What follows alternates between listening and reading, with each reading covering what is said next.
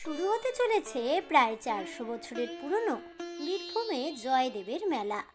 মকর সংক্রান্তির দিন পালিত হয় জয়দেব মেলা। আসুন জেনে নেওয়া যাক এই মেলার আসল বিশেষত্ব কি।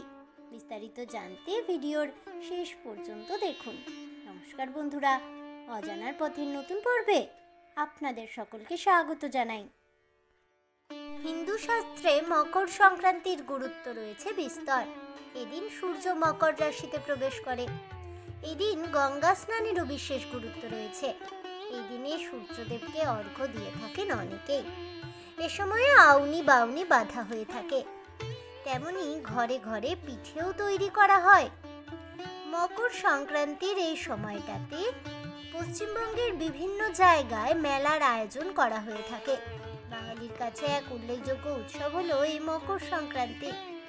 তেমনি বীরভূমের জয়দেবের মেলা বিশেষ উল্লেখযোগ্য। মকর সংক্রান্তির দিন থেকেই পুণ্য স্নানের মাধ্যমে শুরু হয় এই জয়দেবের মেলা। পশ্চিমবঙ্গের বীরভূম জেলায় জয়দেবের মেলা এক ঐতিহ্যবাহী মেলা হিসেবে সকলের কাছে পরিচিত। অজয় নদের পাড়ে ছোট্ট গ্রাম কেন্দুলিতে জয়দেবের মেলা বসে। বীরভূমের সংস্কৃত পণ্ডিত জয়দেবের স্মৃতি তর্পণের উদ্দেশ্যে এই মেলা আয়োজিত হয়। নদীর পাড়ে বাউল আখড়া বসে এই মেলায়। প্রতি বছর এই সময়টার জন্য অপেক্ষা করে থাকেন বাউল প্রেমীরা। মকর স্নানের দিন থেকেই শুরু হয় গান বাজনা, মেলা, উৎসব অনুষ্ঠান। কেন্দুলি গ্রামে গীত গোবিন্দের রচয়িতা কবি জয়দেবের জন্মস্থান। লক্ষণ সেনের সভাকবি ছিলেন তিনি আবার রাধা মাধব মন্দিরও প্রতিষ্ঠা করেন। অজয় নদে মকর সংক্রান্তির দিন থেকে জয়দেব কেন্দুলির মেলা বসে। বীরভূম বর্ধমান জেলার সীমান্ত বরাবর বয়ে চলেছে অজয় নদ। তার ধারেই কেন্দুলি গ্রাম, আর সেখানেই রাজা লক্ষণ সেনের সভাকবি জয়দেবের বাড়ি।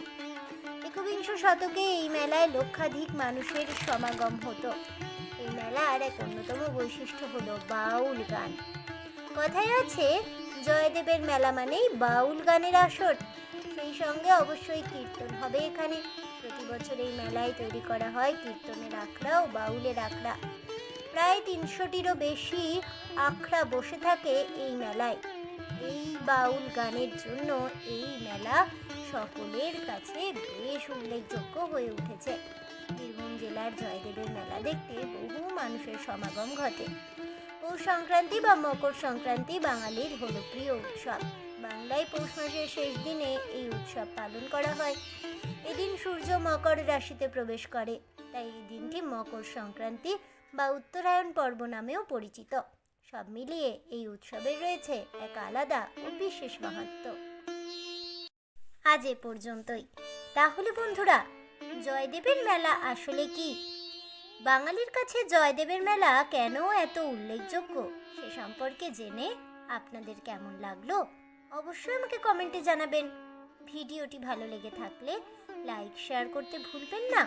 আমার চ্যানেলের নতুন বন্ধু হয়ে থাকলে চ্যানেলটিকে সাবস্ক্রাইব করে দেবেন। পাশে থাকা বেল বাটনটি প্রেস করে রাখবেন নতুন ভিডিওর নোটিফিকেশন পাওয়ার জন্য। ফিরে আসছি পরবর্তী ভিডিও নিয়ে। ততক্ষণ সবাই ভালো থাকুন, সুস্থ থাকুন, আর অবশ্যই সঙ্গে থাকুন আর দেখতে থাকুন অজানার পথে।